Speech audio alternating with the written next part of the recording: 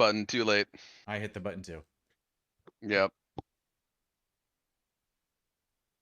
All right, I'm gonna do my little tweet and see what happens here. But What is going on, everybody? It is good to see you again. I'm here with Odin, who should be also streaming this on his channel. Hopefully, we were able to figure out some of the issues that he had. So you can either watch it on my channel or his channel. So yeah, we actually have a. I'm really excited about the discussion we're having tonight, because what we're talking about tonight, at least it's going to start here. It always kind of goes off in different directions, but where we're going to start is really just basically the console wars. And not console wars, not like Xbox versus PlayStation, but really console versus PC. And this is kind of a ramp up to a discussion we're going to have um, as far as modding, especially Skyrim and Fallout 4, on console and PC, which that's going to be in a few weeks. But tonight we're going to talk about not just the war, but the tribalism, the commitment that people have to their respective platforms. So it's good to see you guys. It's good to be back. We've had a couple weeks off due to a variety of different things, mainly my schedule. It's my fault. So if you really like these and you are wondering where we were, you can blame me. But Odin, it's good to see you, brother. I feel like I haven't talked to you in a while. you haven't. It's been a few weeks.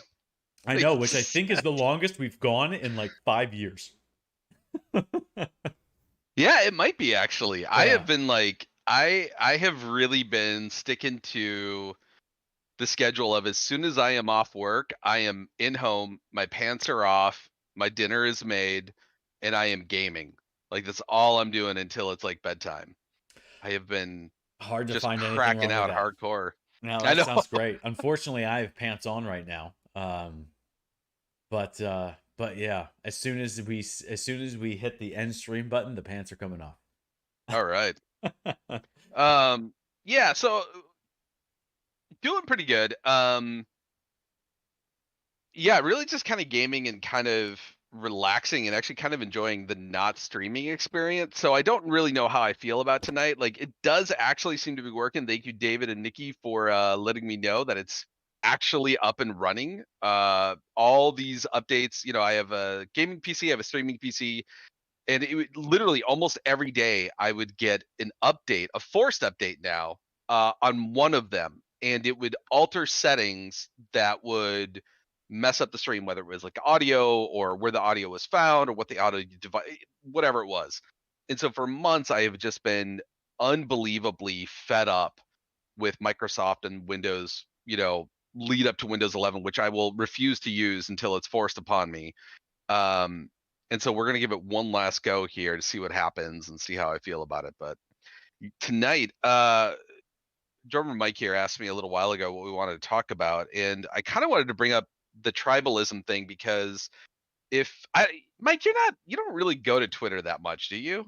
I don't. If I actually cared about the growth of my channel, I would, but I Eh, don't. I don't know if that Twitter would necessarily help. What is Um, that supposed to mean? No, I'm just it's just kidding. no, I'm just it's kidding. Twitter is a very fickle, sort of weird social space. It's not it doesn't drive the positivity in your channel the way you think it would. Yeah. Um so you know how you get like random comments, like if you're playing a game or something, you're streaming it and someone will be like, "Oh, that was stupid."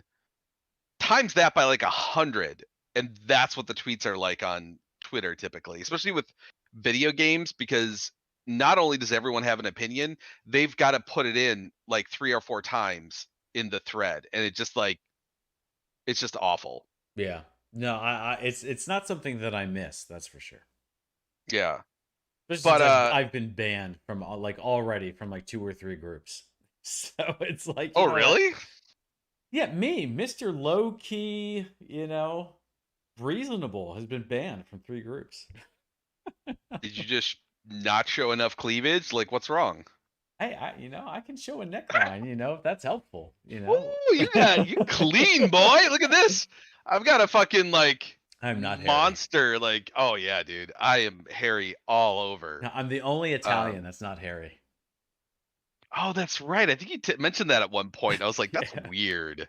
Well, Like you got Northern some like Italian. Irish in you or Most people something. think Sicilian, like when they think Italian, but Mhm. that's just from one region of Italy. I'm from Northern Italy, which is like a Okay. little more like think more Switzerland than like Ew. stereotypical Mediterranean. Whoa. All right. Whatever. You're just jealous. Shut up. I am a little bit. What's up, Jason? Good But to see you, bud. yeah. Uh and the thing is that there's like a when it comes to tribalism, I think one of the things that I think that kind of irks me about it is that the if people don't know what tribalism is basically kind of the idea that it kind of goes with in-group out-group theory. So basically you got the cool kids, you got the uncool kids, you got the nerds, you the whatever, and whoever's in that group supports that group no matter what, regardless of reason, regardless of logic, regardless of whatever. They're just team rah rah rah. And this is something that actually really turned me off to watching sports early on as a kid. And I think it might have actually helped push me to get into gaming more. I hated watching sports as a kid because I didn't understand this tribalism aspect of it. That is, people get like I'm from Chicago. If you support the Bears, you support the Bears 100%. If you support the Blackhawks, you support the Blackhawks 100%. Bulls, Red Sox, Cubs, whatever. And people get fanatic about it. I mean, I can't go a day on any social media that doesn't show a fight breaking out at some sporting event, right? And whatever one's going on. And you see these people arguing about players making millions of dollars a month playing a sport for a team, for a city that they don't care about, that they would leave in an instant if they were going to make more money or possibly get a championship on another team. You know what I mean? It's like it's kind of that weird space that I never understood it. And since the explosion of social media, I've been seeing it more and more. And I feel like since the Xbox One PS4 launch, the toxicity of the tribalism between the two communities that favor PlayStation or Xbox has become more competitive, more toxic, and just more entrenched in ridiculous one ups, Hmm. I mean, that's all it pretty much is for the most part. There's a very select few people on Twitter that I follow that seem to have this kind of like I don't want to use the word adult, but maybe mature. Like it's just like wherever you play, like I've seen the comment. If you are a PlayStation fan, you're a second class citizen. If you are an Xbox fan, you are a second class citizen. That now they could be just kind of typing that as like a for negative attention for whatever reason. Hmm. But when I see stuff like that and it feeds other people to make other kind of toxic comments on social media about fucking video games, it's so devoid of reason and logic that I kind of wanted to bring it up. I guess to kind of understand it more. If anyone here has like an idea of like, I almost wish there were like toxic fanboys would come here and explain it, like Yeah. step by step process. Like, why do you like the big thing is God of War coming to PC, right? Oh my God, when that was announced, Twitter just had a meltdown and people were going back and forth about it. And I'm sitting here, I'm on PC. I'm like, fuck, man, fucking great. I'm surprised it's this early. I'm surprised that PlayStation is pushing for PC games so fast. We saw it with Death Stranding. We saw it with Horizon Zero Dawn. I'm like, I never dreamt God of War would be this soon. I was thinking like Ghost of Tsushima or some other third party game, but their biggest first party game, God of War, is coming to PC, which means Spider-Man, Ghost of Tsushima, God of War Ragnarok. I bet they're going to start. I mean, they're just going to start flooding. And again, this is something that you and I talked about years ago.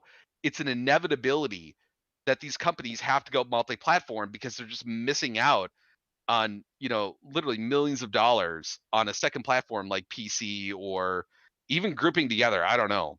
Yeah, so here's the thing. But before we dive into Xbox versus PlayStation, Objectively speaking, from a spec and capability perspective, PC is better than both. Can we agree on that? And that's the thing is um, I actually had a guy try to argue that with me. He mhm. tried to argue and he went to my channel and this guy is like so far gone in the tribalism nebula. It's like a black hole that he is stuck in with like 5 other people. And I just, there was somebody in this thread that I saw, someone else I followed liked it. I don't know how the algorithm works, but I was like, don't listen to it.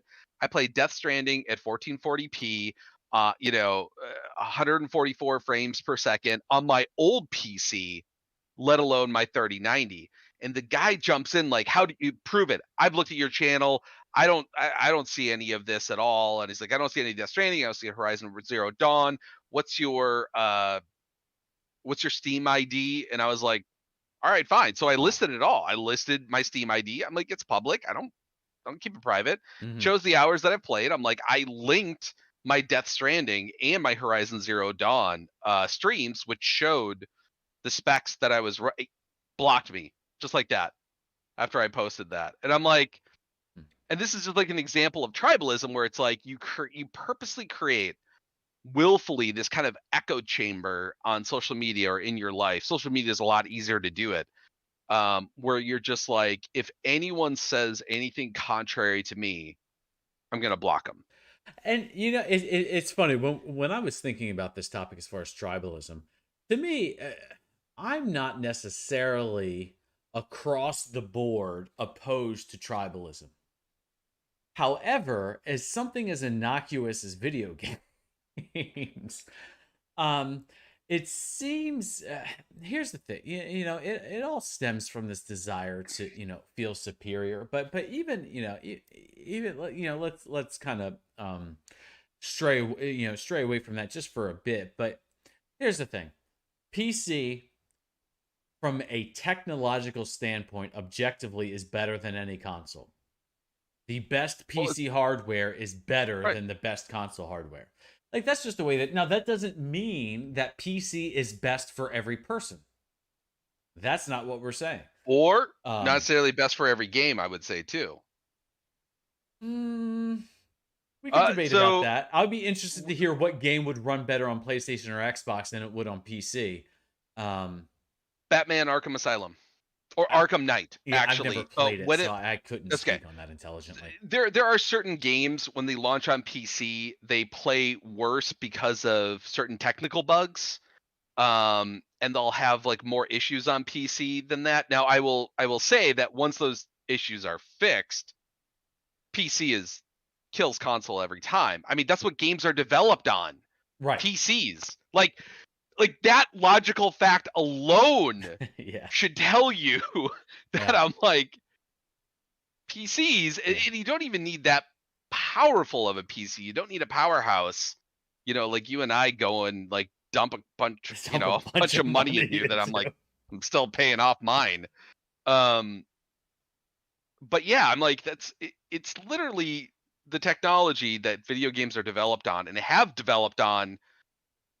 I want to say since the invention of video games, Yeah. like So Pong. if there's any PlayStation fanboys that listen to this, I just want to let you know that even your PlayStation exclusive, like let's Last of Us 2, perfect Mhm. example, is a port to PlayStation.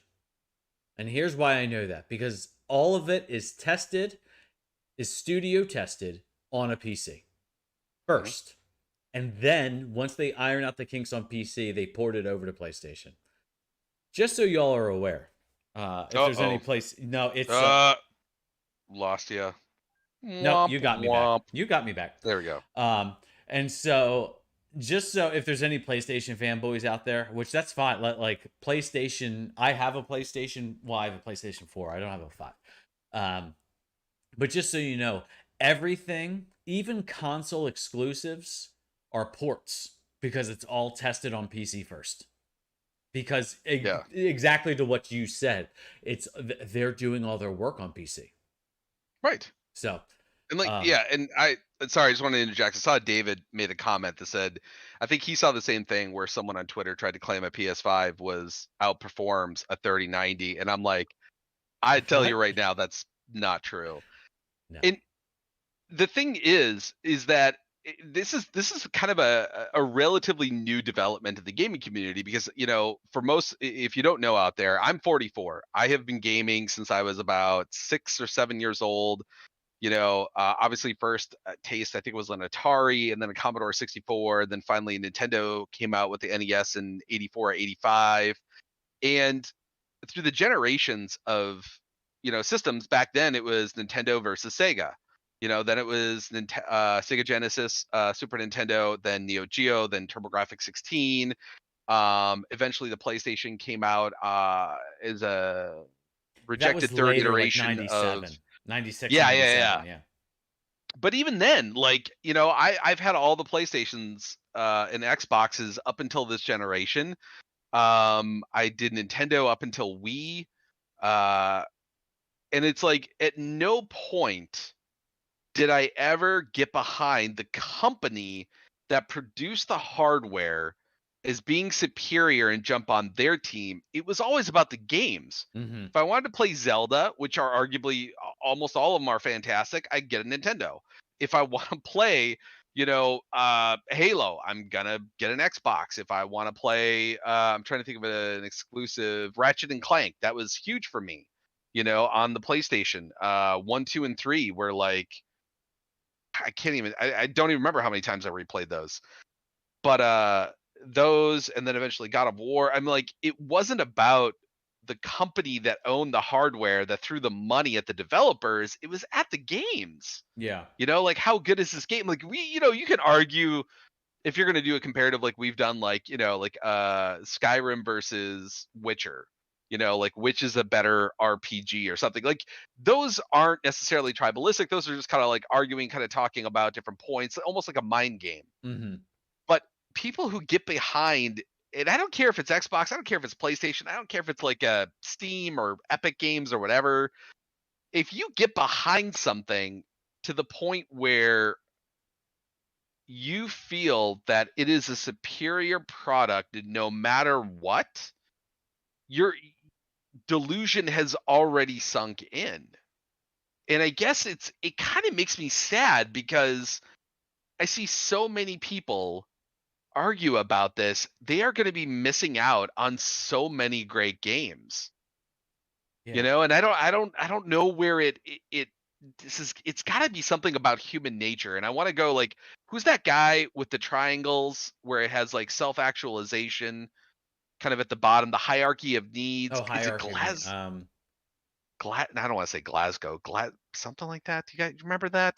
Does Well, anybody, Google's David, a do you remember powerful that? thing, so Yeah, the triangle of the hierarchy of needs. It wasn't even a triangle. That's just what most people use, but it's a Maslow's hierarchy of hierarchy of needs. Laszlo, No, not Glasgow.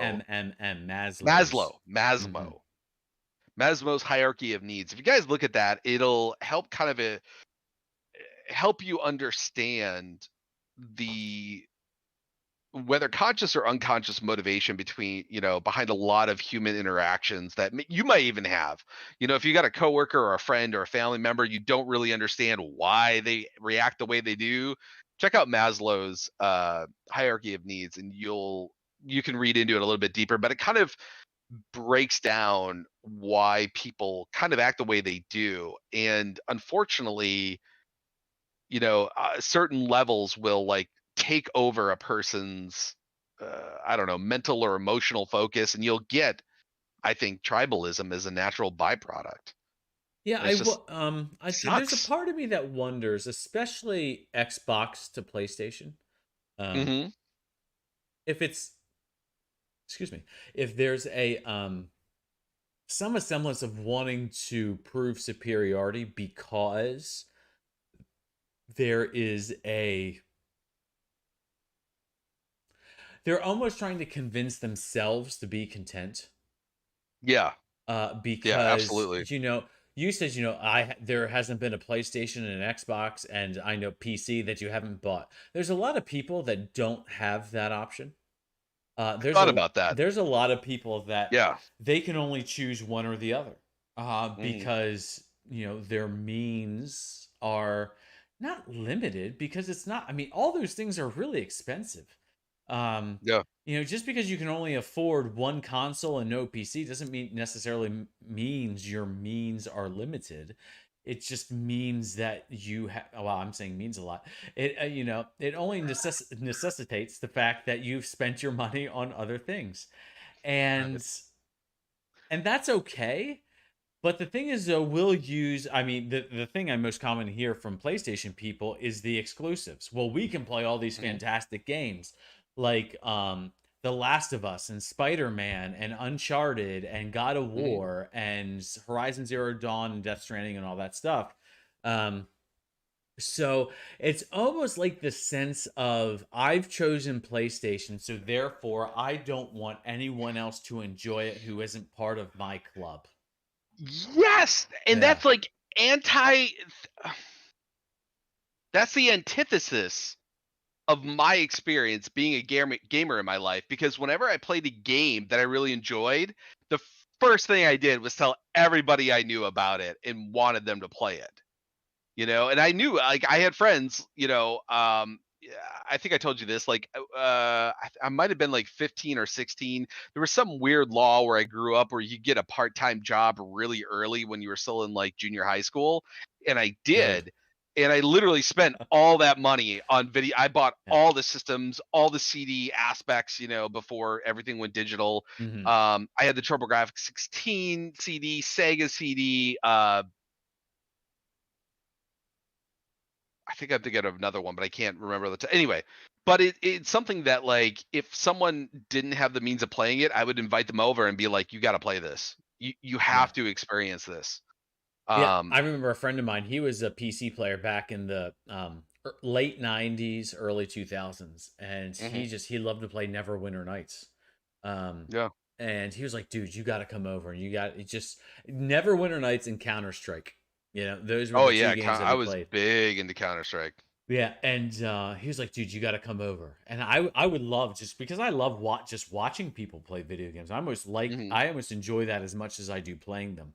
Um, and it was just I just love watching. It's like, dude, you just got to come watch this. But that's the thing. There's been this revolution in emotional mathematics, for lack of a better term, of for me to feel value, I must feel superior. And I know we're getting in some existential, deeper conversation, which we Yeah, inevitably always do when we do these things. sure. Um, but that's where it's like, man, I don't know. Like, if there was a game that I had access to that no one else had access to, like if I was a PlayStation guy, and I played all these PlayStation exclusives, and no one else could. No one on PC, no one on Xbox could. Only PlayStation could. But I heard that it went to But I heard it went to PC. So like, Hmm. well, here's the thing. I know one of the biggest struggles in my life is finding people that share my interests. Most of the people in my world, which are business, high finance type of stuff, it's Right, like I can't find anyone like, in those worlds that like video games. So right. hey, The maybe money is that their video game. say that again. The money is their video game. Well, that's what they pay me for. But you know, but that's kind of like it's kind of one of those things. But now I have an expanded audience to discuss some of the things that Hmm. I love that I normally don't get to discuss with. That's one of the reasons why I wasn't on Discord. Your server was the first Discord server that I ever joined. I didn't even know what Discord was Yeah. until Skyrim on Xbox got mods. I was looking for help on how to make my Xbox look better, and in your video you said, hey, if you need help, come join my Discord. I clicked on the Hmm. Discord and was like, what the heck is Discord? I joined it, and hence a bromance was born. And um but the thing is, though, there I found a place that I didn't stop that nonsense. That I didn't find anywhere else was not only a place to discuss video games and where I had no other outlet to discuss my enjoyment of these first-person role-playing games. My wife would listen, but she likes Fallout New Vegas and Fallout 3, but she doesn't really she's with 3 kids. She doesn't have enough time to really get into them. And she works and she's a nurse, so she's a busy gal. She's a freaking superstar. Um, but I found an outlet to discuss these games, and all I'm thinking is like, wow, to expand the audience of these games by bringing them to different mediums is like, all right, now I get to like discuss this with more people, Right. But things are that's not the mentality, which I just it doesn't make sense. Like I get it, but I don't understand it. If that makes sense, it probably doesn't.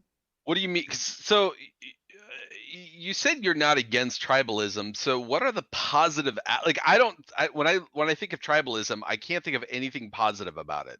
Okay, so So I think one of what I mean by that is there are certain things that will not permanently, that if we don't think the same way, will divide us to a certain extent. That's just the way the human brain works. So, for instance, I'm trying to think of something that is a little more deep. well, I think so. I'm sorry. I think I know what you're going with this when you say like, but I don't think that's tribalism. Like I feel like so many people look at something, and you're going to see this in politics, you're going to see this in clothing line, you're going to see this in cars, you're going to see it with sports teams.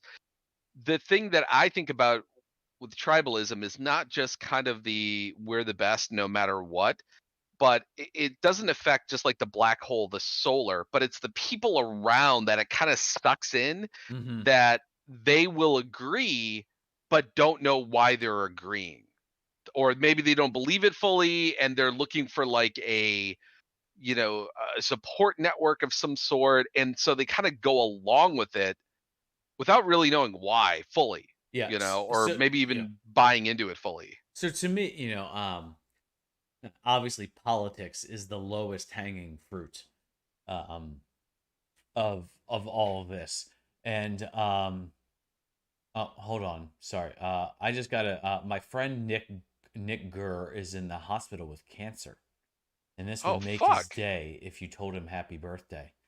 Well, Happy fucking birthday. Coaster Shorts. I mean, happy birthday to Nick. Man, I just my heart goes out to him. I Jesus. don't know how old this Nick guy is, but first of all, thoughts and prayers are with him Fuck. absolutely. And to be honest, there's a guy in my Discord who I'm not going to mention his name, but he's a little bit, he's around my age, maybe a little bit older. He has 8, 9 kids, and he was diagnosed with leukemia.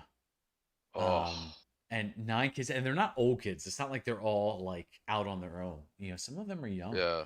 and it's just, man, you know, I don't, for lack of a better term, I don't cuss on my channel too often. But man, cancer's a bitch.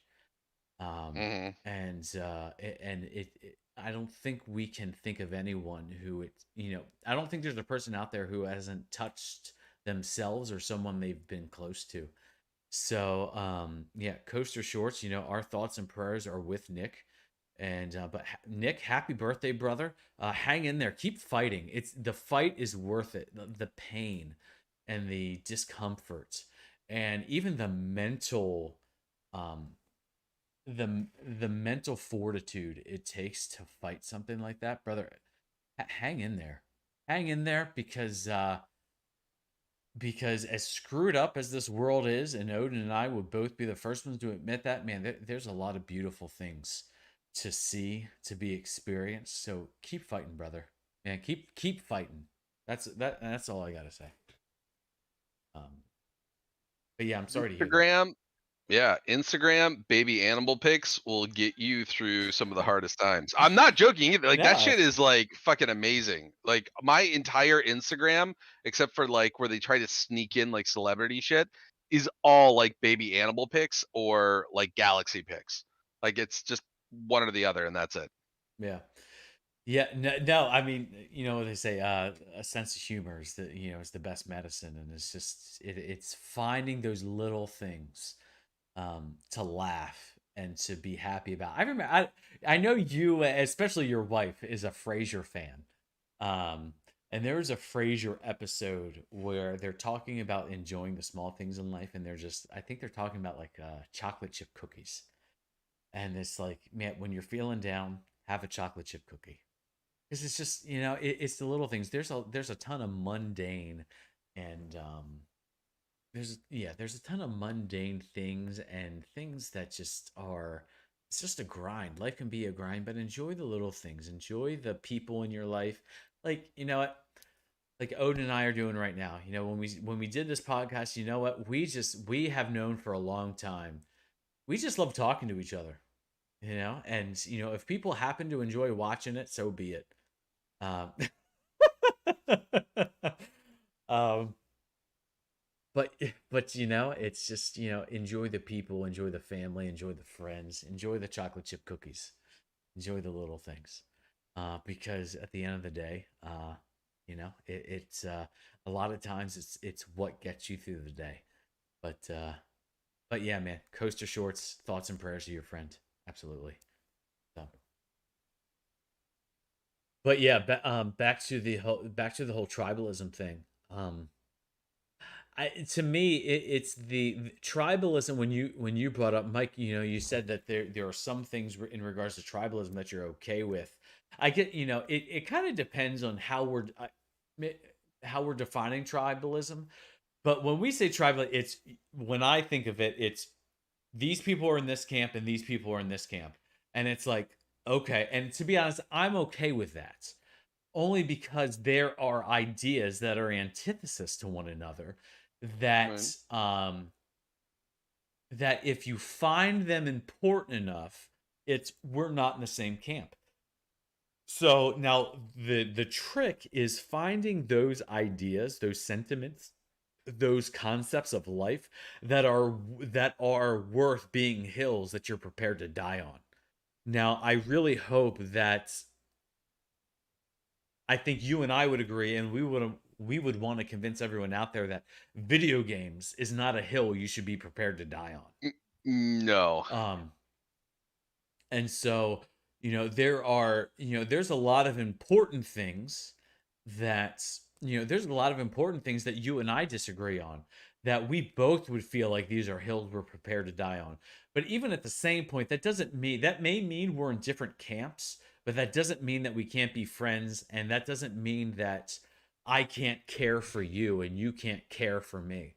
Um, and so, yeah, I just think it's distinguishing what are hills that are worth dying on, and two, even if we distinguish or determine that it's worth dying on those hills, that doesn't mean that we can't express some sort of care and, for lack of a better term, love for the other person, even though they're in Yeah. different camps, that we are prepared to die on those hills. And I think that's the thing is that that sort of expression of trying to not necessarily convince the other person that you are right, but to convince them of why you take the stand that you do. And that seems to be the missing gap that you get in tribalism, in my opinion, and especially what I see on social media, is that there is this sort of toxic pile-on attacking mentality that people have, and I've fallen victim to it. And usually it's kind of like a snarky comment. It's not necessarily a direct ad hominem to anyone. But man, if you get in the wrong thread, you say the wrong thing, people just start slinging shit like it's coming out of their like every orifice, and they're just trying to get rid of it and just throw it at you as hard as possible. It's It's ridiculous. Yeah. Yeah, it is ridiculous. And that's one of the things that, with the Skyrim Anniversary Edition coming out. There's been It's already out, right? Oh yeah, it came out yesterday.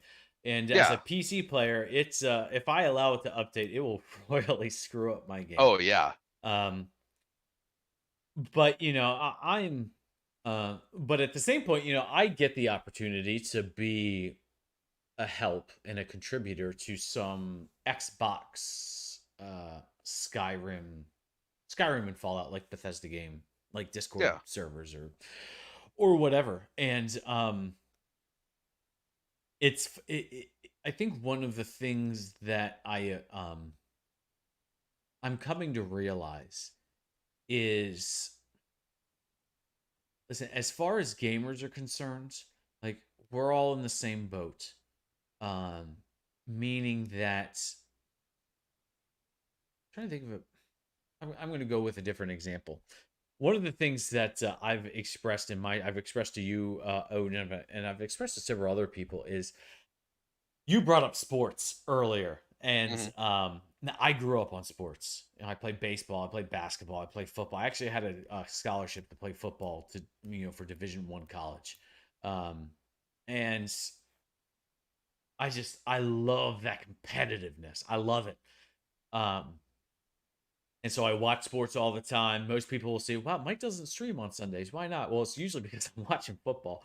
Um, but the thing is, one of the things I wanted to do is I've predominantly streamed just single player games on my channel, because usually the communities that I'm tied in with, that is what they want, that is what they like. And so it's been like, all right, and I like it too. And so it's like, all right, I'll stream those games, and whatever the 200 or whatever subscribers I have now, all 200 fit it in a phone booth. It is great, but there's part of me that's like, man, I want to stream some Battlefield. I want to stream some Hunt Showdown. I know as soon as I do, I'm going to lose subscribers. Um, which Well, I know you're like, well, who gives a crap? But I think no. that's one of the things that game it articulates something in gaming um, that I've noticed, and we've talked about it on this channel, and we're actually going to talk about it. I know neither you nor John know we're going to talk about it, but it's going to come up, is the selfishness of gamers. Hmm. Not necessarily that gamers are more selfish than any other demographic, but It's just a human quality. it is. But it's that YouTube, iTunes mentality of, one thing that comes out I don't like, I'm gone. Instead of being happy for other Yeah, people, it's very. This is going to sound insulting, and I'm okay with that. It's very toddlerish. it is. I have a 4-year-old daughter that reacts to the world in a very similar way. Um, and instead of sticking with something, instead of saying, I'm going to see this through. You know what? Odin switched from Skyrim to ESO. I don't like ESO, and he keeps saying that I'm not going to go back to Skyrim, which I'm going to Mhm. convince you differently, because I think you should. But that will be a conversation we have offline. Now, I'll convince you. Don't worry. Okay. I'll show more cleavage, but Oh, that. but but that's the thing. It's it's but we stick with things for the utility it brings, not for the community it brings, and it's Well, I sad. I think this is a new phenomenon though, because people of my generation, and I would argue you're like a generation behind me, right? You're Like a about 10 half a years, generation. half a generation. Yeah. So this is going to sound shocking to a lot of young people, if any young people are watching this, is that, growing up, I was born before the internet. I didn't have internet growing up. Like, I didn't have internet till I was in high school or junior high or high school. And even then it was dial up. Like, we didn't have iPods, we didn't have iTunes, we didn't have custom anything. And so this happened a few years ago. And if you guys will remember this, and this is like my first taste of it, is that during a contentious time politically, there was a razor ad. I think it was like Schick or something. Like their normal Right. tagline is "the best a man can get," and they came out with a video during the Me Too movement that said, the something about men being better, right? Being better than It's like just the men base being sort men, of boys like. being boys, which I hated that commercial, by the way, but that's a different conversation.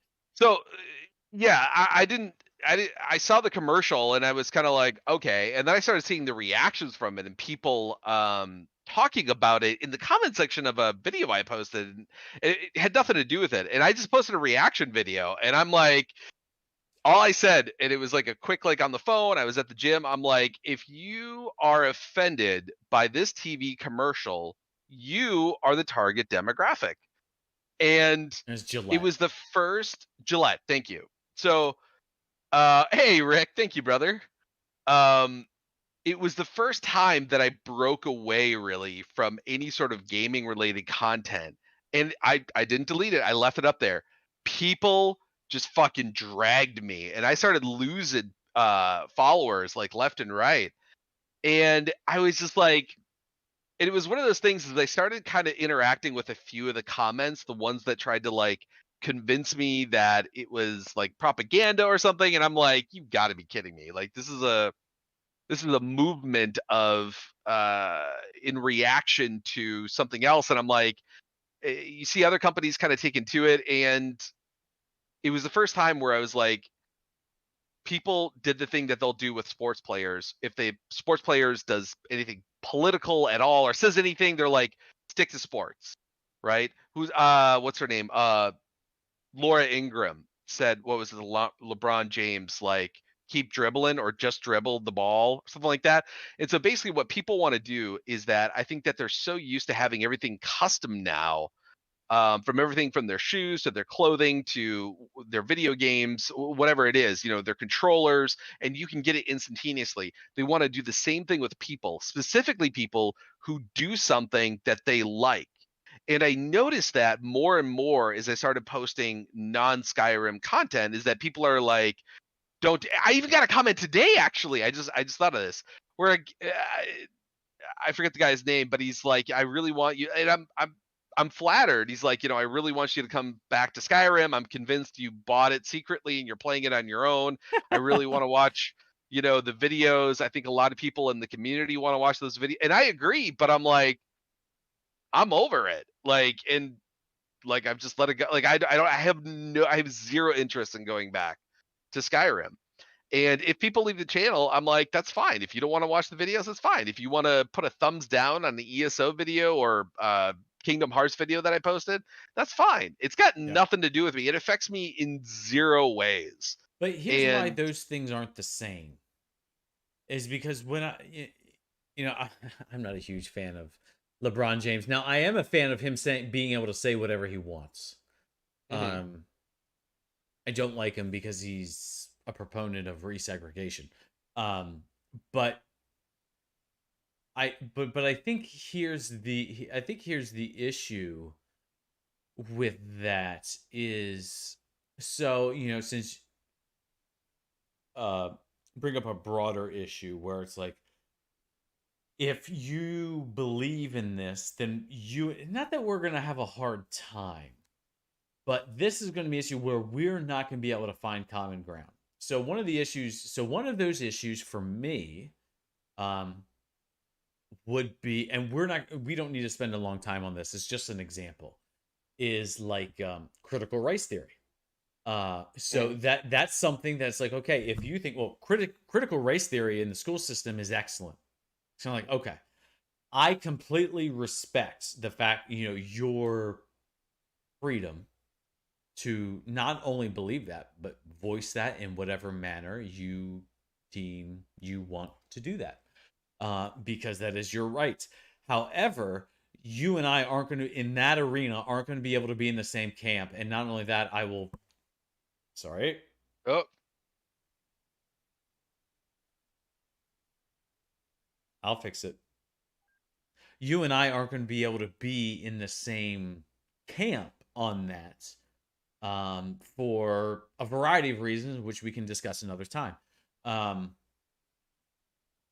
but the thing, and so and that's where I feel like where the Gillette commercial was, I think what rubbed people the wrong way, even though I don't think they know it, is, there is a way of understanding old texts, whether it's old Greek text, whether it's old Hebrew text, or old, and it's called, hermeneutics. And one of the principal things of hermeneutics is, and not just old text, but really any sort of reading comprehension.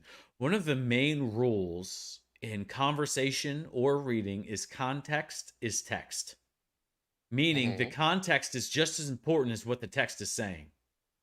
And that's what Gillette missed. That's what they tried to capture something in 30 seconds in which they completely made it devoid of any context. And that's, even though I don't think people could articulate, that's why they had an issue with it. That's what people had an issue with. And let me give you a prime example from that commercial. Is you had two boys rolling around on the ground in the backyard barbecue fighting. And then you had the dad sitting by the barbecue having this very lethargic, I don't care look on their face, like, boys will be boys. Let me tell you, as a father of boys, if my boy is fighting with my other boy, or my boy is fighting with someone else's boy, I'm not disinterested. And I'm not saying there are no fathers that would be disinterested, but most fathers would be interested. What the heck? If they're punching each other like in that commercial, it's whoa, whoa, whoa, whoa, whoa, whoa. The first question, what do you think the first question would be? Take a guess. Oh, I have no idea. I'm not a What is going on? okay. Why are you two fighting? Because the context informs the text, meaning the Okay. past informs the present. And so here's the thing: if Sam, who on my last stream, a lot of you got to see Sam, because he was on it. But if he says he stole my blocks and I didn't like it, so I punched him in the face, but that's unacceptable. You can't do that. You need to try and work that out with your words. And then if that doesn't work, you need to come and find an adult. If it's this boy was picking on Maddie, who is my younger daughter, and doing things to her that were mean and was just being really bullyish to her, which he has said before. So I Hmm. so and one of our instructions to him is you need to protect your sister. Hmm. If he's like, so we got into a fight, my reaction is going to be drastically different. Sure, but let's take a step back there because we can look at the scenario in a way that like you seeing a commercial, you personalize it where I see a commercial and I'm like, I'm looking at it just from like a, I don't know, like an uninterested, or I don't know, maybe it's like a broader view. So there's the element of personalizing things that aren't directed at you, if that makes sense. So like if somebody cuts you off in traffic, most people's reaction is they get pissed at it. They're like, Yeah. "Hey, well, whatever." And it's not usually it has nothing to do with you. It's literally a person trying to get over to the lane they need to be in as quickly as possible, whether because like they made a mistake, maybe they were distracted, maybe they didn't see the sign, maybe they're new to the area, whatever it is. But you're taking a completely non-personal scenario and you're personalizing it as if reality is happening to you and you are not a part of just everyday reality phenomenon that happens. Does that make sense? It does, but here's where, to be honest, here's where I think you're wrong, is because Okay. that commercial. Let's take the little boys. They were probably like 10. So Mhm. the not little kid, but not old kid. They were fighting. Here's the Mhm. thing: when you don't give context, the statement that you're saying is boys will be boys and they're fighting is a blanket statement bad, and it's like that's not true. I'm okay with my son fighting under certain Is circumstances. wait a minute. Why is it bad? I didn't. Why is that bad? Why is it considered a bad thing? It's bad because they gave no context. It's bad because the overtone of the commercial "Boys Will Be Boys" was "Boys will be boys" is unacceptable. That was the message. And it's like there may be I have to rewatch the commercial. I haven't seen there, it since then, I there don't think. may be some truth in that in certain circumstances, but here's the thing. I'm not opposed to my son fighting.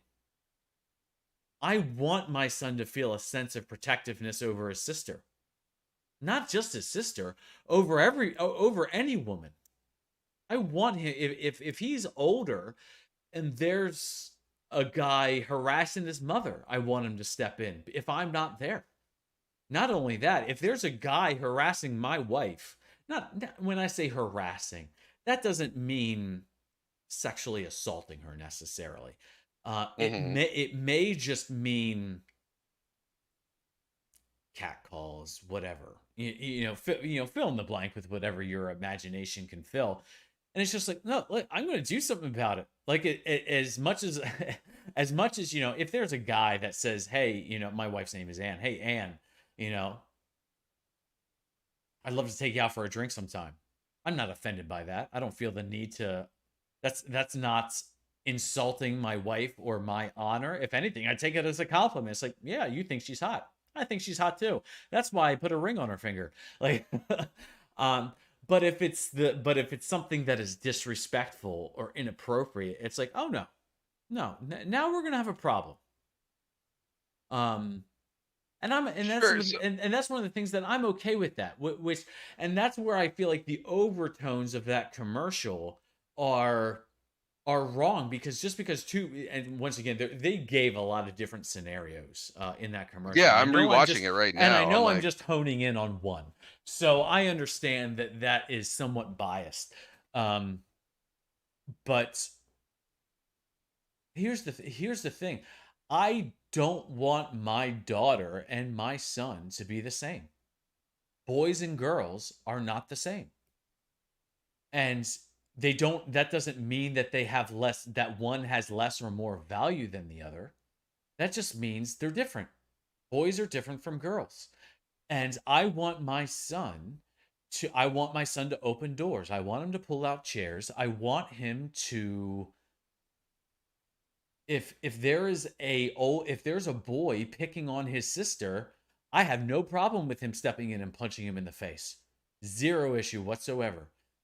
And I'm sorry. I know I'm rambling on, but I'm just remembering a time that, in high school where, I was going into the locker room, into the bathroom during football practice, and there was a guy in the process of raping his girlfriend. whoa. I immediately dropped my helmet, ran over to him, full pass, full pass was probably gave me an advantage. Um, and we proceeded to fight. Hmm. Um, and obviously, eventually it stopped. We were both called down to to the principal's office. Um, and I'm proud to say he got the worst of it. Mainly because probably I was in pads and I didn't care because I was in pads. Um, and it was just like, here's the thing, like if in that commercial that one boy was beating the crap out of the other boy because he was doing something inappropriate or wrong to his sister, I'm okay with that. I have no issue. He should beat the crap out of him. They both probably learned a Yeah. valuable lesson. So, if I might, I still think you're personalizing it of something that isn't, I don't think is directed at you. But the thing that struck me is that when you talk about your son and you're like, I want him to do this, I want him to do this, I want him to do this. That's a lot of focus on what you want him to do. Yeah. Where does what he wants to do comes into it? Well, here's the thing. I'm his father. So it is incumbent upon Yeah. me to instill the values and morals that I find valuable. That's my job as a parent. To what extent? To what extent? When he's 5 years old? To the No, I fullest mean, extent. I don't know. Like, I'm literally asking because I'm not a parent. I'm like, what? To what extent do you take those values that you hold and you like? I don't know, like whether you do it through talking or through educational aspects or whatever, however you teach him. Yeah, it's through talking. It's through teaching him. So it's through teaching him what to value. Because we can, but that listen, little kids don't know that, they value their toys and they value Right. their self-interest.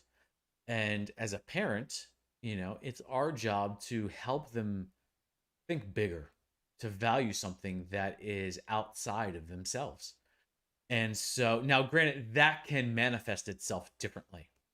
Mhm. Um, the 'Cause I'm things that like, I still have self-interest. I still have my toys. that doesn't mean you don't have them. It's not to it's not to have since he's the example. It's not to have my son completely devoid of any sense of self-interest. It's to instill in him something in addition to. I don't you and I have talked about this before. As a parent, I don't need to teach my kids to be selfish. I don't need to Right. teach them to not share their toys. I don't need to teach them to insist upon what they want. They kind of know that from birth. Mhm. It's something that's ingrained in them. What I do need to teach my son is selflessness. What I do need to teach my son is charity. What I do need to teach my son is to think of others before himself. Um, specific, especially, since it's in the realm of what we're talking about, safety. Um, Mhm. I do need to teach him those things because those that doesn't come in the bundle of a kid. Right. Those are things that, this is kind of off topic, but I'm gonna dote upon my son for a second. Him and my daughter were fighting, and they were both sent to their room to clean their rooms until my wife could think of what to do with them. And then I came home because she was trying to work out, and so I went up to their rooms, and basically I went to my oldest son's room first because he's the oldest, and he's my oldest, and he's a son. And so one of the things I want to teach my son is to take responsibility. Not that I don't want to teach my daughter to take responsibility. I absolutely do. Yeah. But there's something that I just really try to hone in on it with my son. Um, and so I said, Sam, what happened? Tell me what happened. There wasn't anger. There wasn't like any sort of you did this, how dare you? There was none of that. It was asking questions. What happened? And he came to say, Daddy, Maddie, who's my daughter, shouldn't be punished. We got into an argument and it was all my fault because I was being selfish. So I'm the only one who should be punished. Like, holy crap! What 5-year-old says that? Um, and it's just this. It's this. I want to teach him that it doesn't necessarily need to be your fault to be your responsibility. Just because it's your responsibility doesn't mean it's your fault. And so it's not his fault that my daughter reacted the way that she did while my wife was trying to work out. It's not his fault. But he took responsibility, even though it wasn't his fault. And I just, man, I want him to have that quality because I want him to have that because there's not enough of that. No, there's not enough people, especially men, that even though it's not their fault, take responsibility. This is one of the things you'll like. That's my issue with Republicans and conservatives. That's the main issue I have.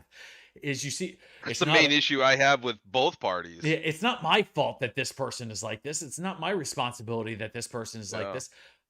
I would say you're right. It's not your fault. I mean, take responsibility. Yeah. Like what's the issue? No one's thinking less of you of a person. Like and that's back to this whole to try and tie it back into this whole tribalism thing is like listen, just because you have a console and can't afford a PC, you're not worse than anyone else. You don't need to prove anything to anyone. That's another thing I'm trying to, you know, when I said beat into my kids, that would give the wrong impression. But but like that's the one thing No, I know. I'm No, I trying would to never. instill into my kids Yes. is No, I listen, get it. I get it. because my kids are extremely arrogant. They love to tell you all the things they think they are. And it's like, Hmm. listen, if you need to tell someone you're something, chances are you're not that.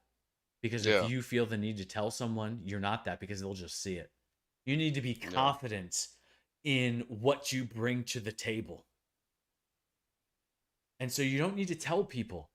You don't need to tell people that PlayStation is better than Xbox. Your volume speaks to your weakness, not your strength. Hmm. Um, and sorry, I know I'm getting very philosophical No, here. you're tying it in pretty well. But that's the one thing, like, especially when you and I both, it's like, can we agree from an objective standpoint that technologically PC is better? Listen, PC is better, and you don't need to feel threatened by Yeah. that. Like, just because you can't afford a 3090, even though I saw the 4090s that came out, oh my goodness, I needed a cigarette. But There's 4090s? yes, I'll send you the link. Oh, I I didn't even think know that. Shadow or Shane sent it to me.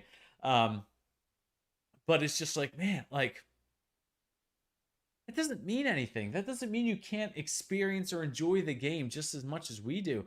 Like, there's no need to Right. fight. Like, you're not proving anything. Right. Um, Yeah, it's when it's I not a mean, dick measuring no, contest. Sorry right. for lack of a better term. No, I Go mean, ahead.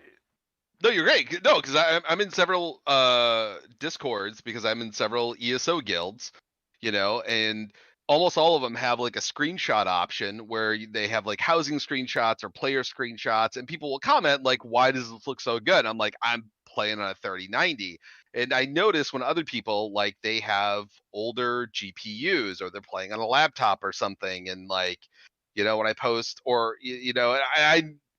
I never say anything like, "Oh God, that looks like fucking crap." Like I would never say something derogatory or like I don't even say anything like, "Why don't you get a 3090?" It's like it's just things that I'm seeing that don't pop into my head that I'm seeing happen in, maybe not in that exact contents, but that kind of idea where it's like, well, if you got an Xbox, why don't you just buy a PlayStation and get rid of that thing? And it's like, Well, it's six in one and a half dozen in the other. well, you're Um, right. It is like, you already spent the money. I'm like, just because you like PlayStation doesn't mean you can't like X. Like, again, like this is kind of a foreign concept to me, in one that I don't know. Like I've never shit on PlayStation for not allowing. Well, I never shat on them, but I did say like it sucks that Sony doesn't allow third-party assets for modding for yeah. Fallout 4 and for Skyrim.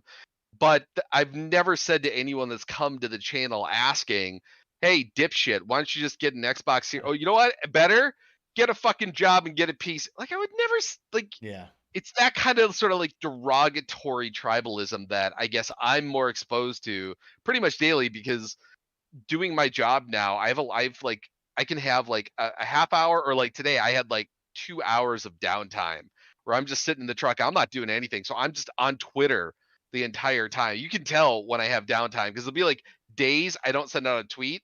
And then all of a sudden there's a 2 hour period where I tweet like 50 fucking times, Yeah. because I'm like, I got nothing else to do. And I see this and it's like, even though I've muted a lot of channels that do this, if somebody likes a tweet that you follow, Mm-hmm. it'll still pop up. It'll still sneak into your timeline. I'm like, Yeah. Hold oh, that thought. Keep talking. I really have to go to the bathroom. And no, Rick, go I ahead. see your comment and I want to respond to it, but let me go to the bathroom first. But Odin, keep talking. Keep Yeah, waxing, I'll actually, and yeah, I I will. saw that from Rick too, and I think I do agree that I think a large part of what has come out of the Me Too movement is that idea that masculinity is not uh directly associated with being aggressive or being condescending or being competitive.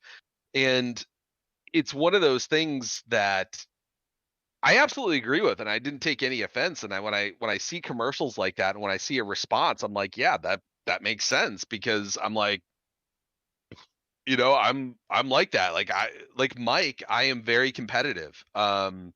Whether it was in sports when I was younger or when I got into wrestling and jujitsu and karate, I mean, I am or if you've seen a Call of Duty stream of mine, you know how competitive I can get. Um, and I don't necessarily associate that with not only masculinity, but it's just something that like it's a part of who I am, and it doesn't like I've seen women that play Call of Duty or Fortnite get way more competitive than me. But I would never associate that with like I don't know, a derogatory masculine sort of quality.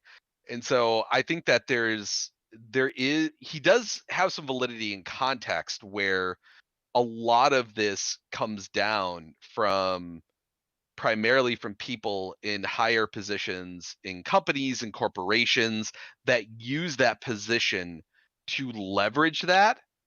And I think what a lot of people did is they tried to figure out like how did they get to that point? And obviously it comes from like a societal standpoint, a family standpoint.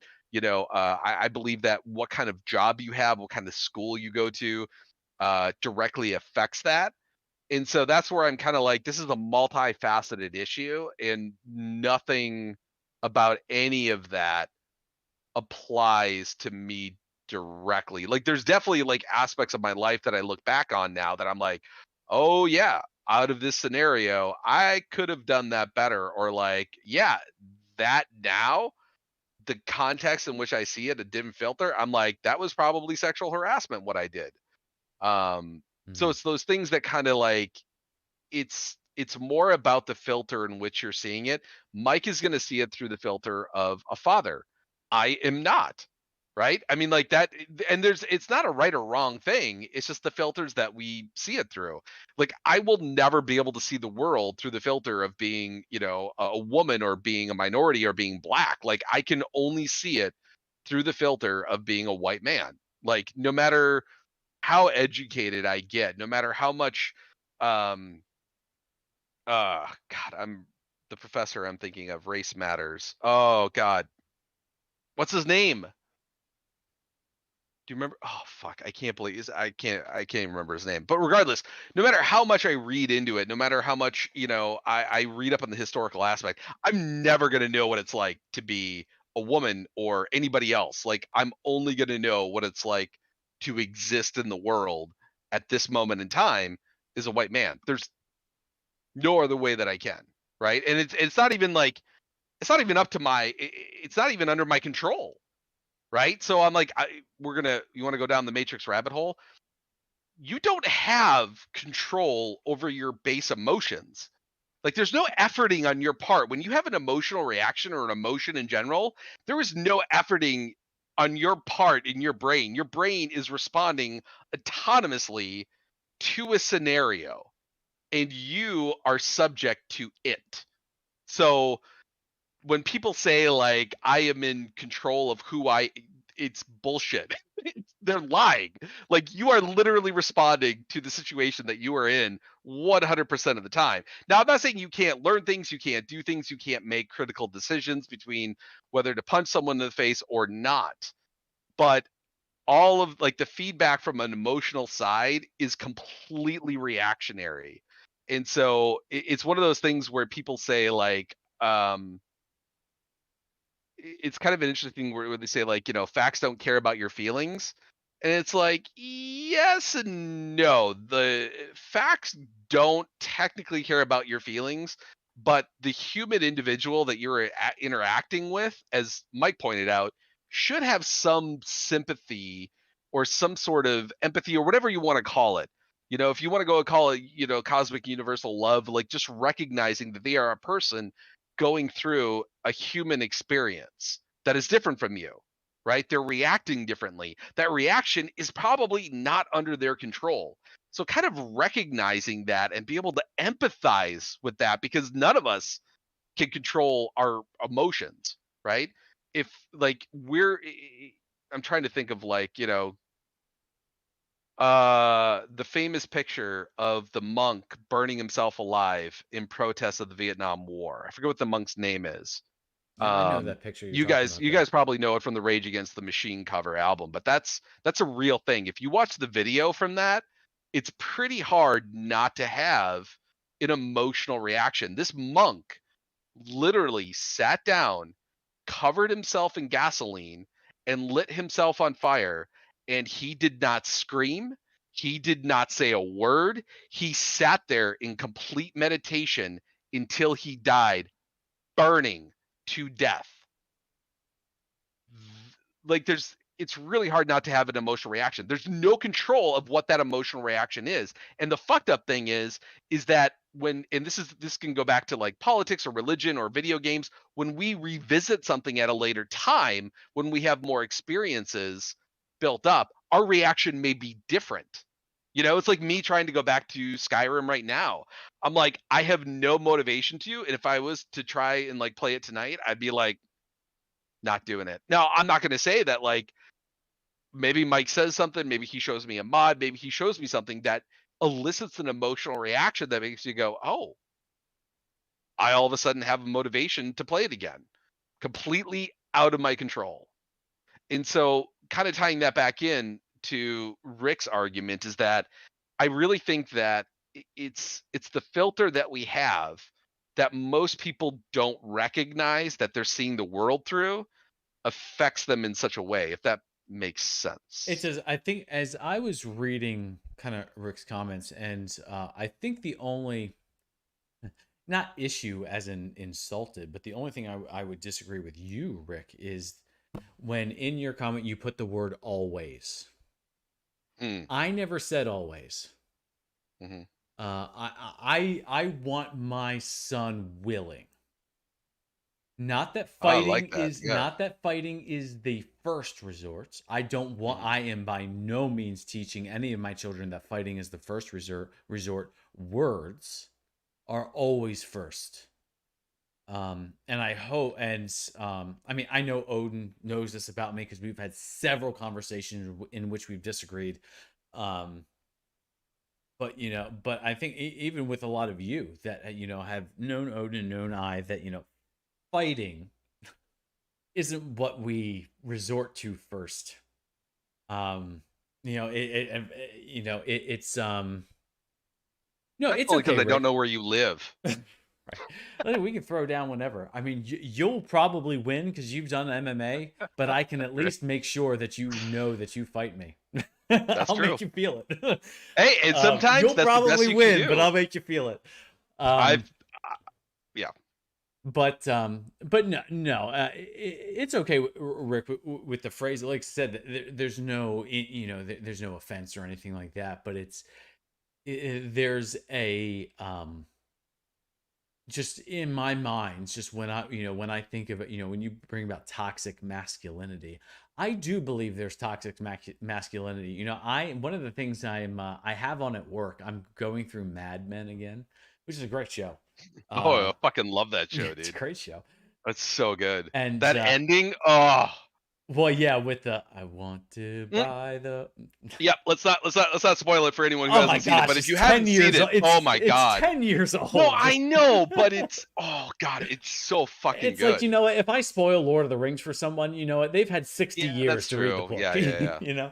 Yeah. um but but anyway, like, to me, there's lots of aspects in it that's toxic masculinity. I was watching an episode today, or I wasn't really, why I had it on while I was working, where it was the JFK and Nixon election, and they were watching the results, and they were having a party in the Oh office, and this yeah. guy chases this girl down in the office, tackles her to the ground, and lifts up her skirt to see what color her underwear is. Oh, I remember. Yeah. That is toxic masculinity. That's Yes. Yeah, yeah, terrible. yeah. Like, because it's funny, I remember sitting at my desk today thinking, like, if someone did that to Maddie, I would need to measure them for a box. Like, I'm not even kidding. Like, I don't think I'd be able to control myself. What if, yeah, um but like that's kind of a, I would argue, is an extreme it example, it, and there it are well, smaller examples that I think that also right. kind of fit in that category. But I do think you're right that there is, like, with any sort of pushback against let's say, a wrong in society, uh, and society kind of goes, "Oh yeah, we should probably examine that." There's going to be an extreme element of that pushback, that's across the board. Yeah. That really seems very unreasonable, even to the reasonable people that are saying like, "Yeah, we should probably take a look at this and change some things." Yeah, and it is an extreme example, what that the show is using to try and make a point about the time period. Oh Um, yeah. but the thing is though, if let's take that episode, that character, that male character does that to that female character, and then there was another male character that stepped in and pulled him off of her and said, "What the heck are you doing?" and started getting up in his face. Would Hmm. there be a reasonable soul alive that would think that's unreasonable? No. I don't know. Yeah, I don't think so. no. Because it's like, no, because that would be, and maybe here's a better way to put it. Would there be anyone that wouldn't, in their heart of hearts, think, wow, you know what, the fact that that guy stood up for that girl, wow, that is attractive. Well, It is attractive. so No, no, no, no. It is no, no, attractive. no, no, no, no, no. I'm not saying that. I'm saying I have people in my family that I argue are extremists that would see that as the intervention as being too sensitive. And I'm not joking. That's This is terrible. why I don't talk to them. No, it is. It's fucking horrible. There are so many people in my family as I've grown up. I've been like, I never want to talk to you Yeah. again. And can I You're a tell you something? fucking Because I know horrible you and I person. have talked about this before. And sorry, Sure. I feel it incumbent upon me to say this. Is I know you kind of grew up in a quasi Judeo Christian household. Mhm. Um, if they claim to be Christians and that is their standpoint, as someone who claims to be a Christian, Mhm. please do not put me in the same camp as them. Oh, no, no, no. And Because I don't. Yeah. because that's terrible. No, no, no. And that's the Sorry, thing. That's the thing I about felt the like, need to say that. That's all. well, That's all. and that's the thing about tribalism in general is that you get these schisms, these pockets, and this again, this can be related to sports, video games, politics, religion, whatever you want to do, family dynamic. You're going to get these pockets of people that say they are one thing. So if you have this like orbit like right here, and then you've got five other groups that associate with this name, whatever it is, this ball player, this basketball player, this football player, whatever. And then out here, each one of these guys have like an extreme take on it, but still call themselves Bulls fans, or they're still whatever it Mhm. is. But you're like, that's not being a fan. That's really fucked up. That's just you trying to be a dick and justifying it by calling yourself a Bulls fan or a Christian or a Republican or whatever it is. Whatever, it doesn't matter. Like PlayStation players that like sit there and say like, they use racial slurs at other people who play the opposite piece of plastic box. Yeah, Like that's it's ridiculous. so it's so insane. And I do understand that social media, the anonymity of it allows a more extreme example of how people interact that you wouldn't do face to face.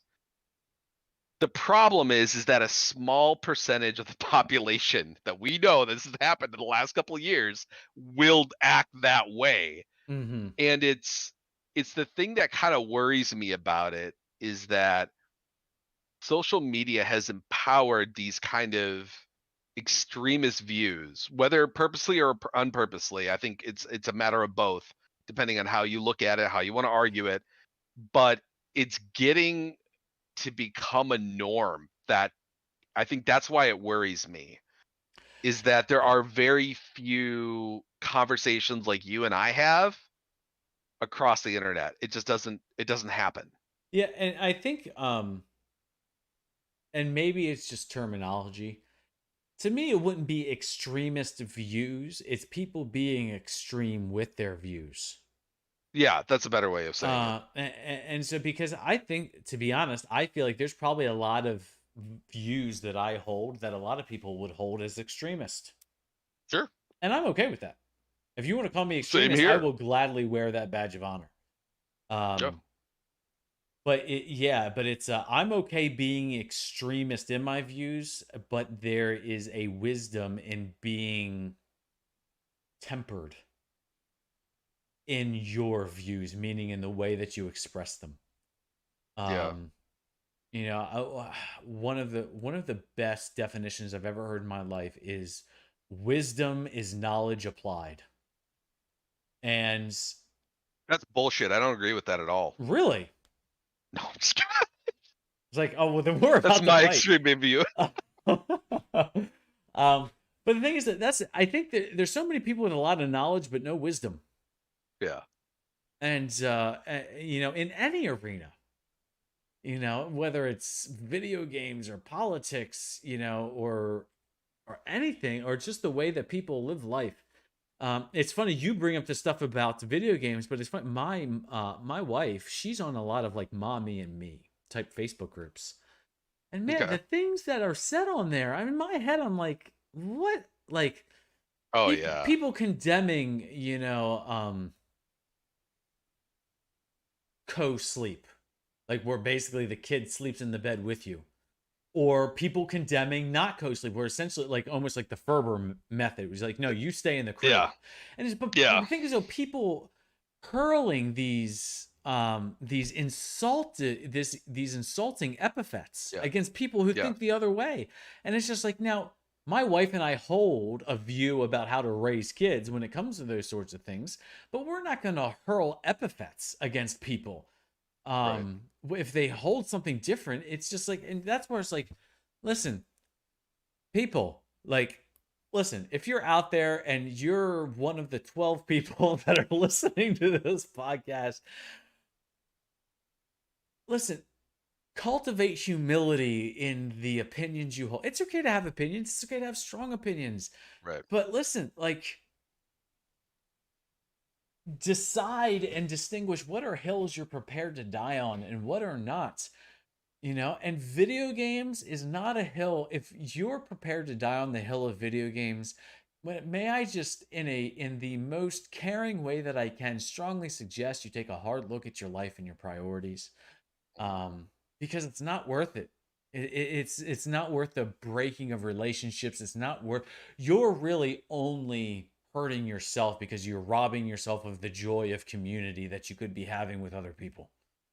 Um, And I think, yeah, I agree, and I think that's one of the biggest things. So, like, I'm not. I think I've said this before. I consider myself a man of science. Like, in almost any discussion, when somebody says this is the way it is, or this is what happened, or this is the reason, I'm always open to it, and I'll say cite your source. 9 times out of 10, the conversation at stops there, and they start throwing pivots and shifting the burden of proof and all this shit at me. Because, and I'll just keep saying, like, listen, I will believe whatever you tell me if you cite a source that proves the efficacy of what you are saying. So if someone says like God of War is objectively better than Child of Light, doesn't and even I'm make like, sense. right, but that's the thing is that like they'll do what's a common thing that a lot of people will do is what they call a false equivalency. They'll take two data points that have a correlation and basically connect one. So it's like a cause, correlation equals causation. So because God of War sold more than Child of Light, that means that God of War is a better video game. When like that is the epitome of a false equivalency Yeah. because God of War is an established franchise. It's a AAA game. It's got, unbelievable amounts of people not only developing it, marketing it. You've got it on a exclusive on a console that has sold, tens of millions of games and whatnot, versus an indie game that is a turn-based game that is probably a quarter of the size of God of War. Now, I'm just no, I don't know that everyone's ever made that comparison, but it's this type of false equivalency, and this is where the tribalism comes in. That it's like because of X, Y, and Z, this is objectively Yeah. better. And the objective part is what really sticks in my craw because I'm like, again, the field that I used to work in, like, if you are going to say something is right or something works or something is correct, you got to have the white paper to prove it. You've got to have the peer reviewed. you know, data to show that this is in fact correct. If you don't, you're just spewing shit. Yeah, because popular, what was there was a meme. I forget when I sent it out, but I love basically the memes. meme said, Taco Bell was voted the best Mexican restaurant. This is Yeah, why we right. have an electoral college. Like, Right. I think that was Yeah. the Yeah, meme. yeah, yeah. It's like, That's is great. is is there anyways like Taco Bell's the best, the best Mexican restaurant? It's like I am pretty sure one, there's probably millions upon millions of Hispanic people in the US that would find that insulting. Not only that, it's like popularity doesn't mean better. Right. Um, and so yeah, all that to say, I think you're absolutely right. I mean, I think people use popularity too often, or the most commonly held view as a bullet point of fact, and it's just like, Yeah. no. I mean, do me a favor and study Right. Copernicus and Right. see how far you get with that Yeah, yeah, yeah. mentality. Um, It's and one thing that Stefan said too, tempered mind is something that he would say, and I think that's kind of what we agreed upon. And I think it really comes down to number one, not only like you can hear that, right? You can hear that as a phrase, have a tempered mind, but unless you have an outlet in which to do it, I think it's very hard for the average individual. I didn't have a temper. I still don't feel like I have a tempered mind, but it science definitely helped with that a lot. And then I found, I got into a very I would call Buddhist like practice that I think helps a lot with me doing just that. Where I think maybe Christianity helps with yours. Would you agree with that, Mike? yeah, and it's funny in what you've described about meditation and all that stuff. Yeah. Um, Not only Buddhism, but most Abrahamic religions, which would be Judaism, Islam, and Christianity. Um, most religions have some semblance of a similar discipline Hmm. that kind of reorients you mentally. And so all of that to say is in the past you're waxing on meditation, has never been something that I've disagreed with. We may disagree with the application, but the concept we've never disagreed with. Yeah. Well, it's like, I mean, a lot of people get the same effect from just praying, depending on how they do it. The Yeah. way that I was taught to do it and the motivation behind it never really made any sense. And there's always like the deity factor too was something that like I couldn't connect with. Hmm. And so I never thought, again, like it wasn't something, even though I had read studies, I had seen the efficacy of, different types of meditation for X, Y, and Z. It was something that because it deals with an element that we don't know enough about, which is human consciousness. There's really just kind of two schools of thought on that right now. That when we neither one really explains what it is, that unknown variable kept me from applying any sort of um, introspection that I get with meditation now versus how I've tried to get it in the past, if that makes sense. No, it does. And if I'm understanding you correctly, I think like from a Christian perspective, as opposed to like a Buddhist perspective, it would just be different vocabulary. So, as Christian, we would call that repentance, which most people have a negative connotation to what the word repentance means, which Hmm. the original language, the original Greek language, repentance just means essentially doing a 180. That's all it means is Hmm. you're going in one direction, you're turning around and going the other. Um, and so with meditation, at least in the way that you've described it, in the way that you've experienced it, has been I'm I'm reorienting my thoughts in a direction that it wasn't previously oriented. Um, No, but I can specify. So okay. I mean, maybe that is for other people's meditation. So I do something called, and this is very loose because everybody does it very differently or whatever. It's called mindful meditation. And so when I have an emotional reaction or I have a thought that carries me on like a train of association that plays out a movie or a narrative in my head of my life or whatever it is, instead of just being lost in it and having it control me, I recognize it. Hmm. I'm able to sit there and say, like, if I'm angry, instead of continuing to be angry, I'm able to stop and go, okay, I am angry. What? And then at a certain point, you kind of do like an investigation and you kind of figure out why you're angry and things like that. And I think a lot of people can do that, but what happens is that when they look at why they became angry, they become angrier when they think about the events that led up to the Yeah. point. Where in Buddhism it's kind of like, okay, I'm angry. I'm Hmm. I'm going to be with that anger the same way I would be with joy or happiness or whatever. So negative and positive emotions are equal and you just basically allow them to happen because nothing is permanent, Yeah. right? And so in a way it has allowed me to, instead of being angry for a day or two, I'm angry for like a few minutes Yeah. and then it's gone, just like any other thought that we have. And I see your comment, Rick. I want to address it because it's actually something Hmm. that I've seen that I would like to talk about, even though I haven't played any of the Grand Theft Auto stuff. But just so we do have something similar to, so it wouldn't be, so what you're describing wouldn't be unsimilar to what in Christianity we would refer to as repentance. It's you're going down a road, so maybe you're going down a road towards anger, and Hmm.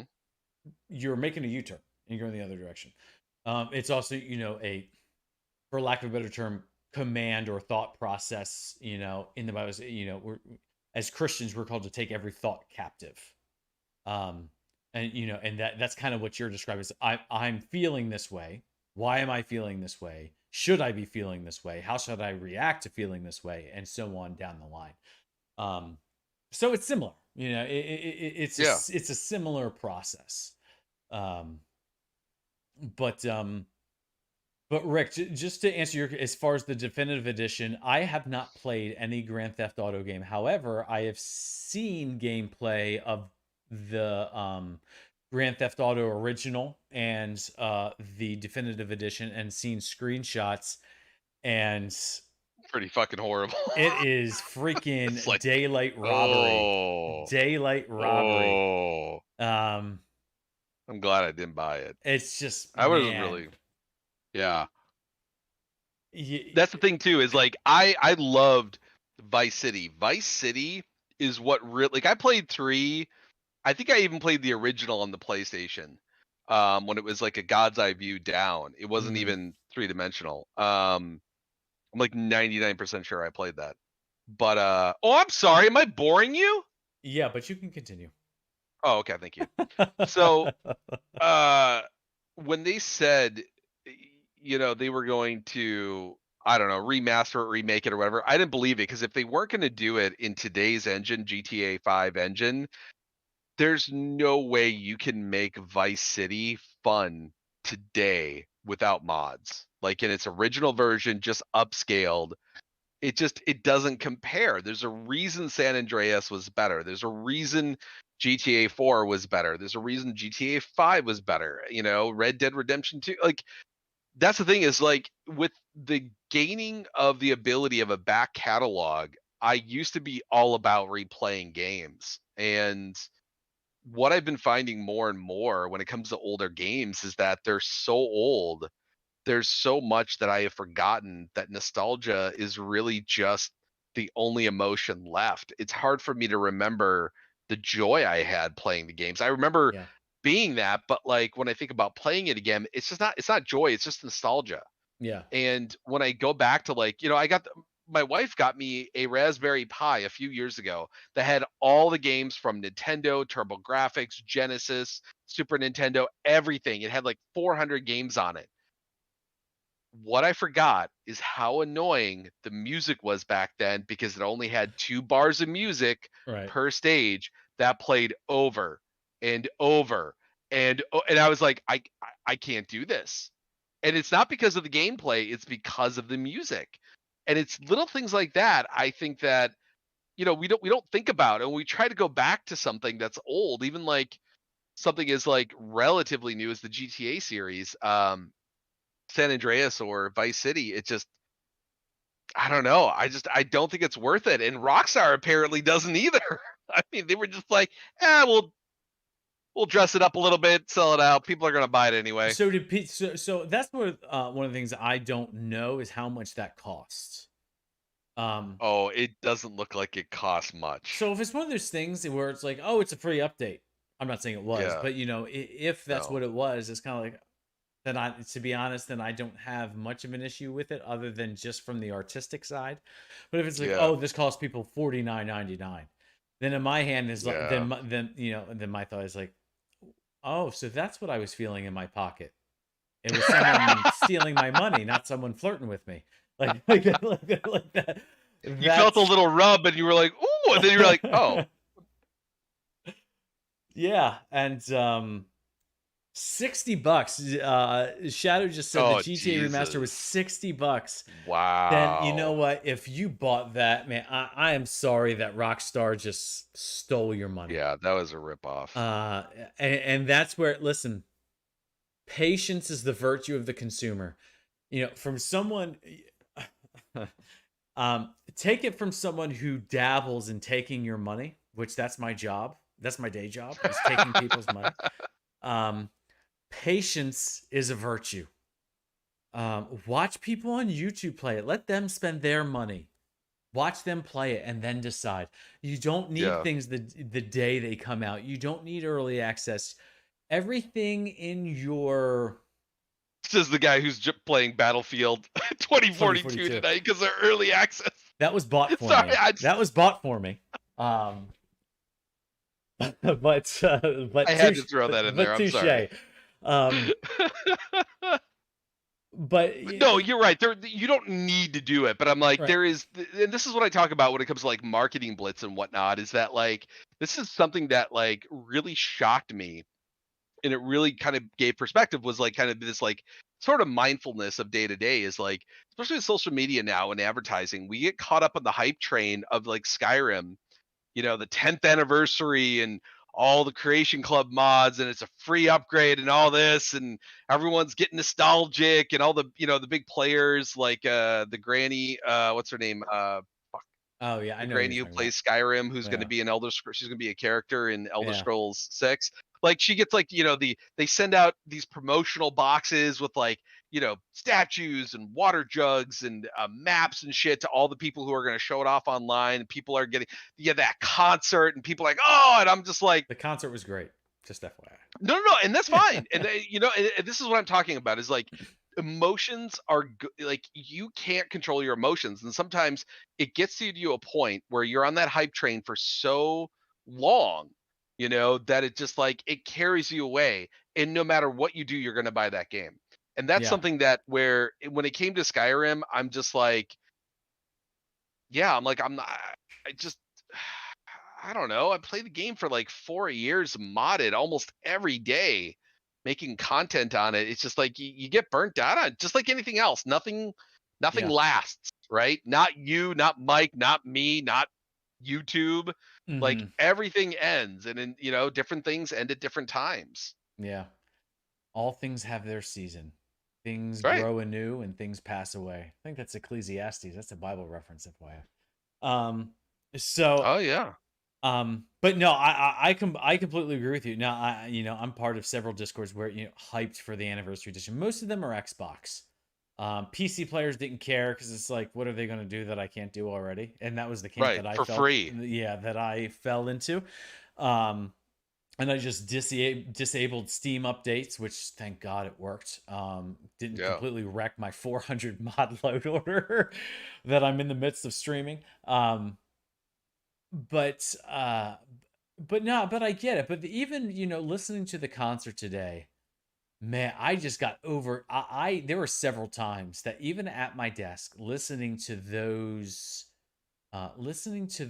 songs, I was overcome with emotions strictly because of nostalgia.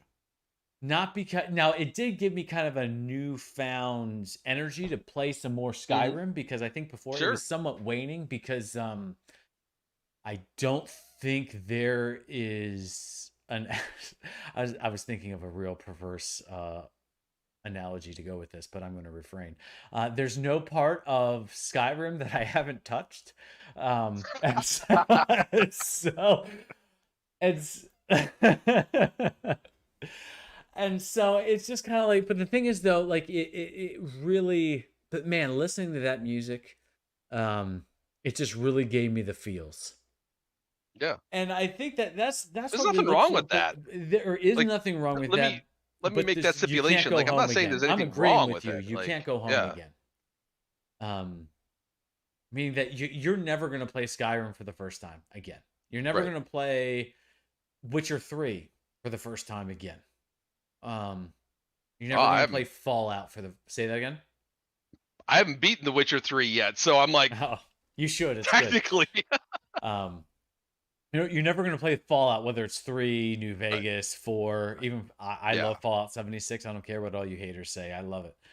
You're never going to play it for the first time again. Um, but they do. They capitalize on that nostalgia. But here's the thing: mm, it's not their fault they're capitalizing on the nostalgia. right. It's your fault. Yeah. And not to be like all accusational, and, but the thing is though, it's being patient and being an educated consumer. Um. Anyway. And I would argue that that comes down to something that I couldn't do until somewhat recently is recognizing your own emotional state. Like, we can say things like, "Oh, I'm feeling angry." We can recognize that kind of in the moment, but with subtler things like desire, like the base need of grasping onto something, right? And our refusal to let go.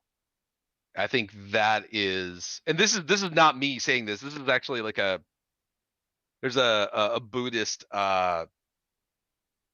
fuck. Again, like I said, I'm not like a true Buddhist or anything like that. I don't um believe in a lot of the stuff that is said, but it's one of those things where, if you're hanging onto a rope that's tied to a rock that's sinking in the ocean and you're on the boat and you don't let go, you're just causing your own suffering because you're going to get rope burn. And it's kind of this like this emotion, and it really comes down to the base emotion of desire, is that um when you desire something, when you want something, that want is literally nothing but a thought in your head. Mm-hmm. But you can program your brain just like you learn how to type or learn how to speak. You can reinforce patterns in your brain that make it very hard for you to not only recognize that, but to let it go. Yeah. And that's something that I think comes from different disciplines of whatever, is that introspective of kind of going, you know what? I really want that thing. Now, you might say from an objective side, from a consumer, do I need that? Can I afford it? Well, if you can afford it, do you need it? No, but I can afford it. So this kind of wins out a lot of times. Mm-hmm. There's a lot of shit back here I did not need that I purely just wanted, and I Yeah. bought it. That that right there, my Death Stranding. I bought Death Stranding 3 fucking times, right? Digitally, on my PS4, PC, and then got the Legendary Edition just for that. I've got a steelbook copy of Death Stranding that I've never played because I don't have a PlayStation 4 anymore, but I really wanted that BV. Mm-hmm. No reason for it whatsoever. I mean, I still get enjoyment. I like that it's there. It makes me smile when I see it, but I'm like, if it wasn't there, nothing in my life would be different, Yeah. you know? And it's just kind of that thing that's like, let it go. Yeah. Because I mean, that thought, that desire of whatever it is you want on that hype train can be gone like that. Because there's always another Just hype train.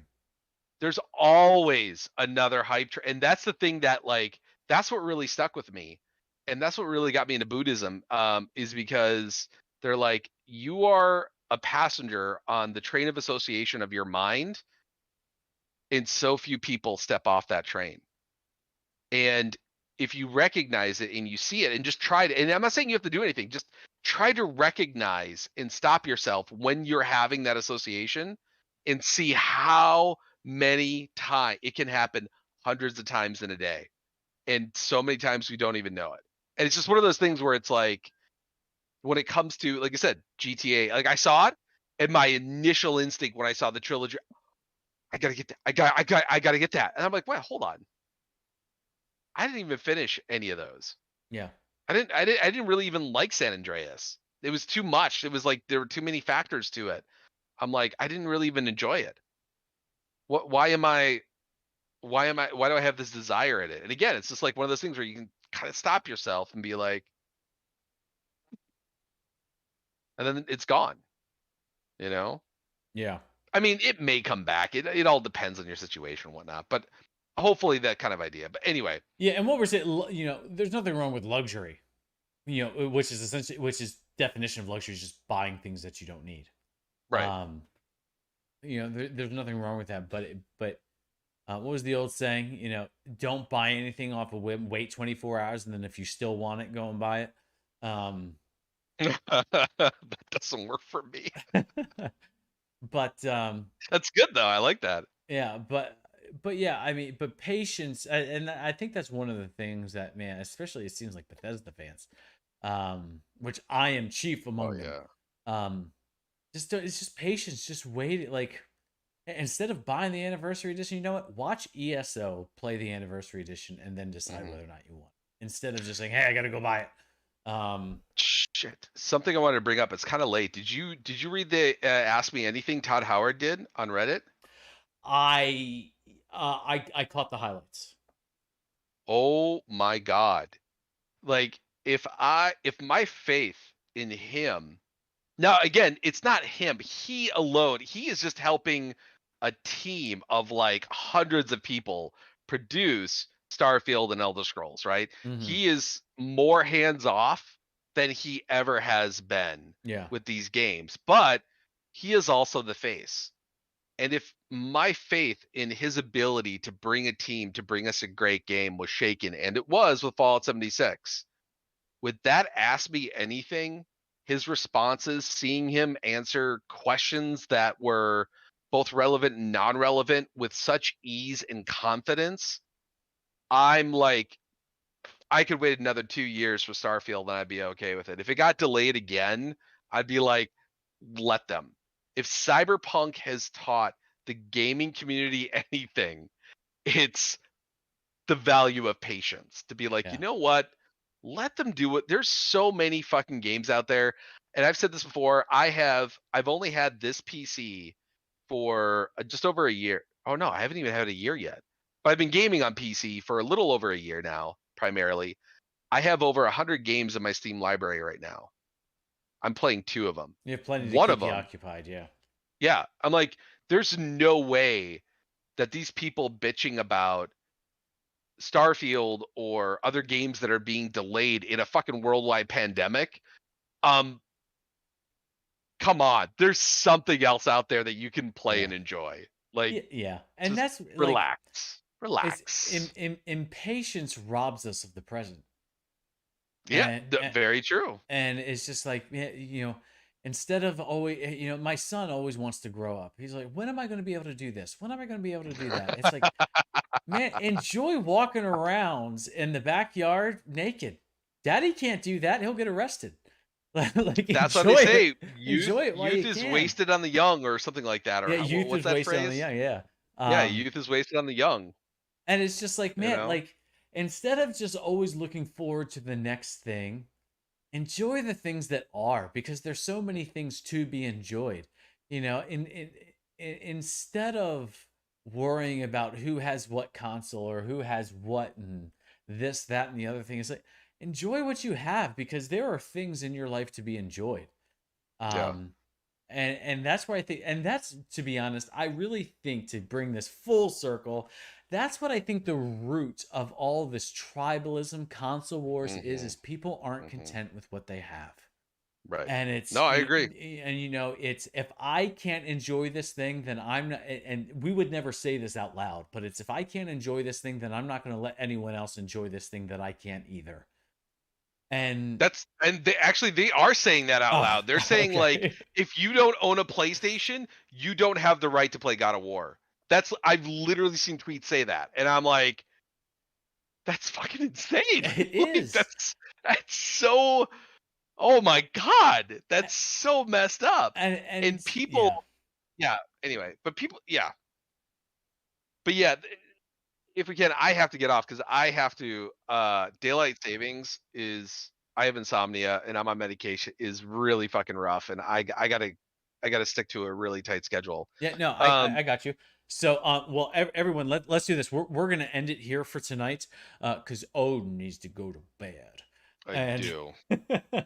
and listen, I you know, really if you're do. interested in whether it's ESO or I know you've been playing what is it, Back for Blood or whatever it's called, Oh my god, I love Back for Blood. you know, if you're into all that stuff, you know, make sure you hit that subscribe and bell notification button for Odin's channel. If you're into modding Skyrim, modding Fallout 4, anything kind of that like that, make sure you hit the subscribe and bell notification to my channel, Exasperated Gentleman. So, we both have Discords you can join if that's something that interests you. If you need help with anything, we'll be more than happy to help you. And you'll see each other, you'll see each of us in each other's Discord. So, feel free to reach out to us. So, but thank you guys for coming to join us for this discussion. I hope you enjoyed it, and we will catch you guys on the next one. I'll talk to you See you guys later. later.